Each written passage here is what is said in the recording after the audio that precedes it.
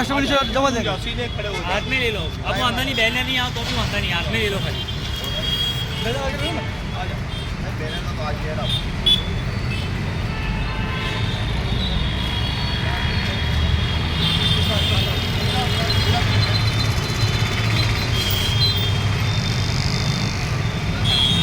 एक मिनट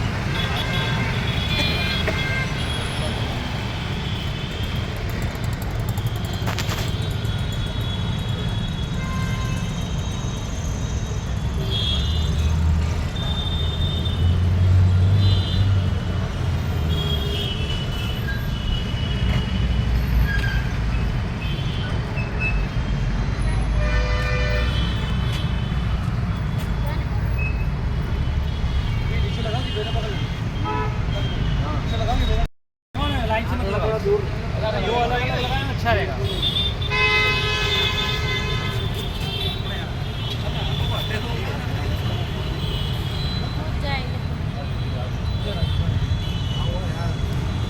नकली है।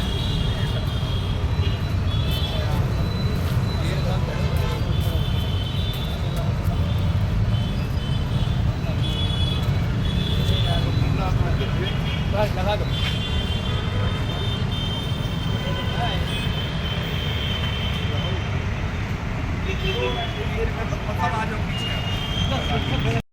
लोग कल मुलाकात के लिए गए थे बड़ौदा शहर में खर्री तालाब की घटना को लेकर के, और कोशिश थी हमारी जितने भी परिजन थे उन तमाम लोगों से मुलाकात हो सके, बात हो सके, लेकिन हालात इतने संगीन थे वहाँ पर कि वालिदैन जो थे वो बात करने की कंडीशन में नहीं थे और उठे भी कैसे।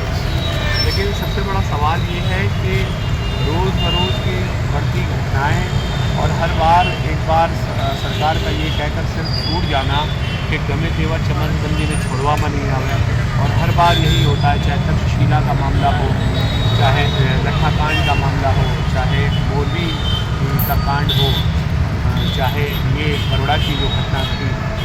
अब आप देखिए इसमें जो चीज़ें निकल के आ रही हैं, जो बड़ौदा म्यूनसिपल कॉरपोरेशन के जो बाबू शाह हैं, एक टिक्की टाउन प्लानिंग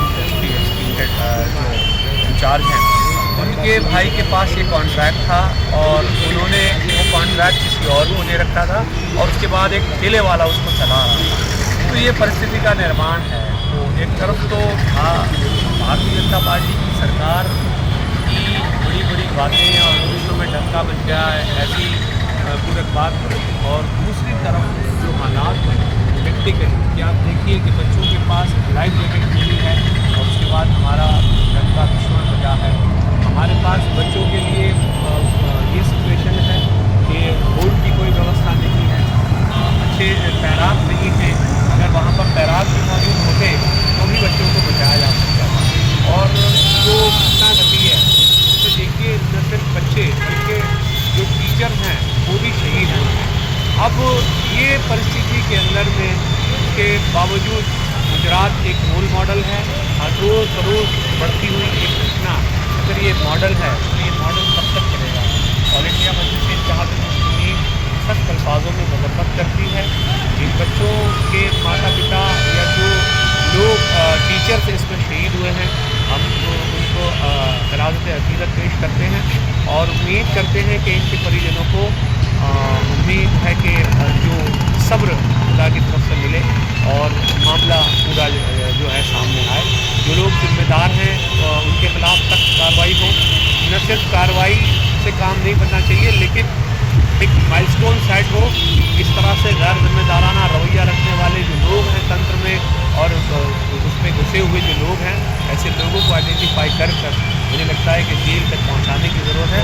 क्योंकि आप देखिए उसमें एक परिवार तो ऐसा था जिसके घर के 2 बच्चे थे, एक बेटा था एक बेटी थी।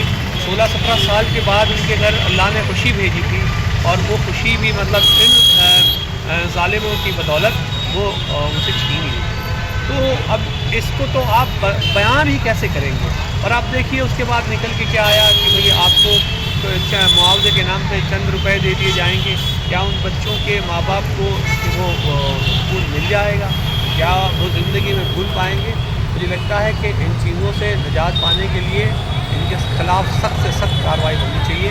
और ये जिस तरीके से पूरा मामला लिया जा रहा है, उम्मीद करेंगे कि बाकी सारे मामलों में जिस तरह मोरबी वाला पुल हो या अगर हाटकेश्वर अहमदाबाद के पुल की बात हो, ऐसे लोगों के खिलाफ कार्रवाई नहीं हुई, इसमें ये कार्रवाई को हम उम्मीद करते हैं सरकार से। क्या वैसे साहब ने इस पर कमेंट हमेशा से ही मजलूमों के लिए आवाज़ बुलंद करते ही हैं और इस पर जनाब साबिर काफीवाला साहब से भी की बात हुई थी, ओवैसी साहब से भी, और उन्होंने अपनी तरफ से पूरी जो भी पेशकश की, उन्होंने ये कहा कि जाकर जो कुछ भी मदद की जा सकती है सरकार के सामने, सरकार के खिलाफ जहाँ भी परेशानियाँ अगर आती हैं आने वाले दिनों में, और अगर उसके लिए जमहूरी तौर पर जो भी मुखालिफत करनी है